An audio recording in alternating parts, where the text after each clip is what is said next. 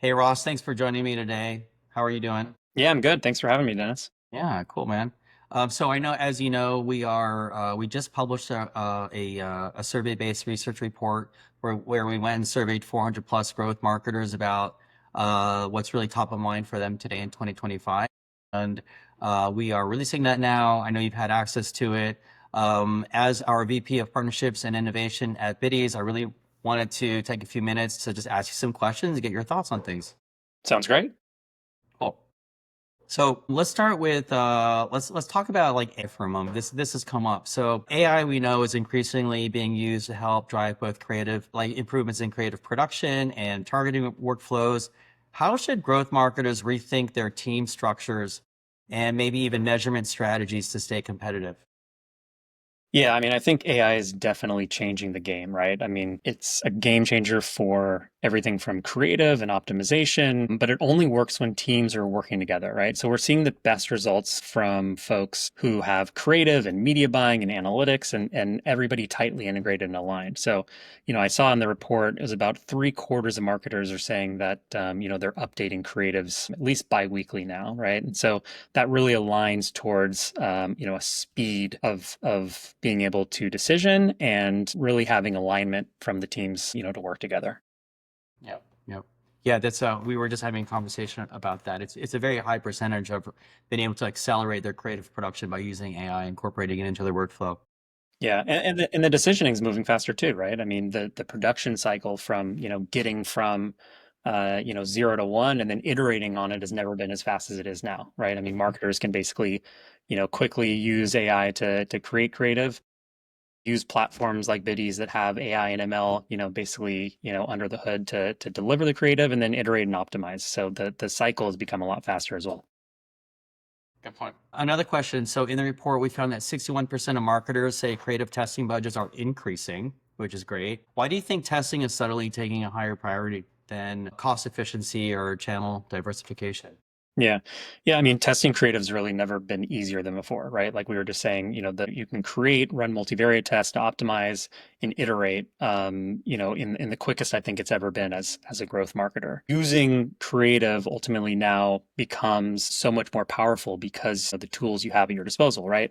Creative can be diversification, right? You can differentiate between testing new channels or testing different creative concepts. And because, testing new channels might be a little bit harder, once you start working with partners you trust, using multiple creatives to test different marketing, if it's through lines or messaging to users, it's so much easier, right? And this is way more important now, given obviously privacy concerns with scan and privacy scan box, right? So it's so much harder ultimately to target specific users.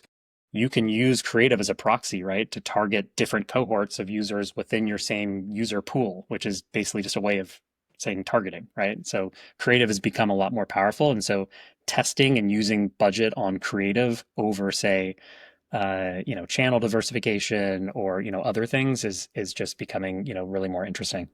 I do have this is a very interesting area. So I did see that in the report, 59% of marketers said that that are using or focus for them is leveraging first party data in their campaigns. And then 58% talked about using contextual data. So the 59% though, first party data, can Yeah. you give some examples of like who like there's some industries that they can't like health finance or like no they have laws and restrictions but like what are some of the verticals and examples of companies that have access and are able to leverage first party data and in what ways are they using it?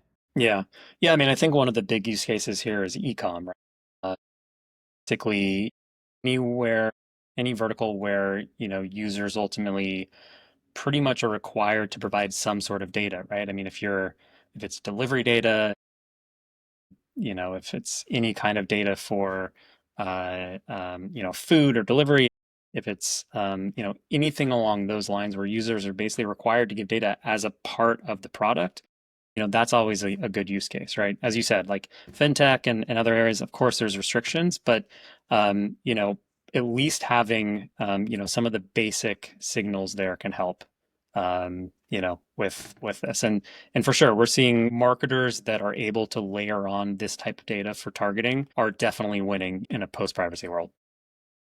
Okay, so if you're let's just say keep this example, you're a food delivery company, People are choosing food from specific restaurants they want to order. So how would that company then leverage that type of first party data in targeting new users?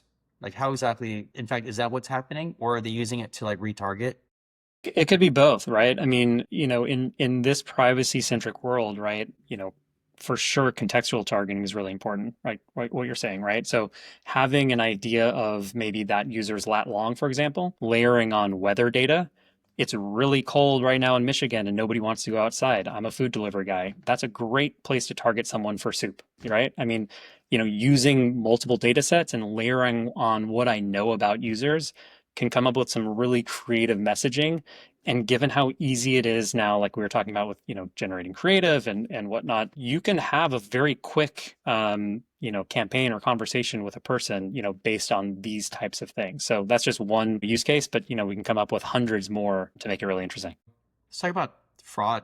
So in the report, we found that 60% of growth marketers report using a dedicated fraud detection tools or services, and nearly half are now using AI to detect fraud. It's unclear if that's like part of the tools and services that they're using or something that they're layering on. But like from if you have a view into this, do you see this changing the way that teams are evaluating like ad creative and ad quality and to decide which platforms to work with? Yeah, I mean, it's unclear, right, how many are really using AI or if they say they're using AI. I think in the future, of course, like we're only going to get more towards using AI regardless. But I think at the end of the day, right, the bottom line here is it all comes about, you said trust, right? And trust comes with transparency, right? Transparency in terms of how is fraud defined? How is it detected? Once it's, identified and determined, are you going to give me log level, transparency in the data so I can actually look myself? And I think that the teams on the fraud side, on the marketing side, on the DSP side, the ones that are most closely aligned are the ones ultimately that can quickly identify fraud and move past it. When that transparency can't be provided to me, in my position in helping fight fraud for, our advertisers, it always makes me second guess, right? Like, is the partner actually finding fraud? Is it true fraud? It's so hard to identify, but if you're not willing to provide that level of transparency, how do I know I can trust you?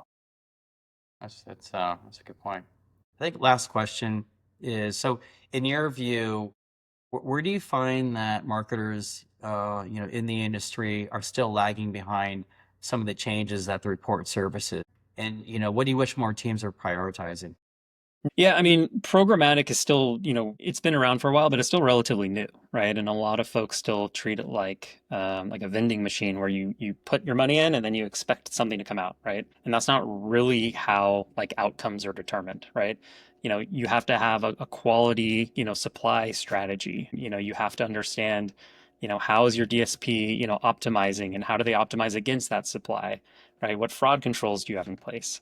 Where are your impressions actually landing? So in terms of what marketers can be doing or be doing more of today, I think they need to be more aware of the supply chain, right? I think they need to collaborate a little bit more closely with DSPs so that that process of supply and strategy and marketing, it's really more tightly coordinated.